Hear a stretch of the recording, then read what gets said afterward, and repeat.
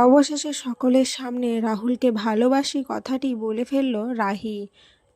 রাহুলের সুস্থ হওয়ার জন্য একটি পার্টি অর্গানাইজ করে রাজীব। সেখানে তিতলি রাহির খাবারে কিছু একটা মিশিয়ে দেয়, যার ফলে রাহির নেশা হয়ে যায়। এরপর রাহি টলতে টলতে রাহুল বলে ডেকে ওঠে। সকলে বুঝতে পারে না রাহি কেন এরকম করছে। কনক বলে, রাহি তুমি নিজেকে সামলাও, কেন করছো এরকম? পিসি ঠাম্মা বলে, এই মেয়ে আমাদের মান সম্মান ডুবিয়ে ছাড়বে, এ নাকি আমাদের বাড়ির বউ। এরপর রাহুল এসে রাহিকে ধরে ফেলে আর বলে, কি হয়েছে রাহি, কেন করছো এরকম? রাহি বলে, কেন?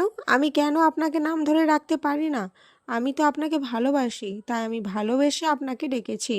রাহির মুখে ভালোবাসা কথাটি শুনে রাহুল অবাক হয়ে যায় আর এক দৃষ্টিতে রাহির দিকে তাকিয়ে থাকে।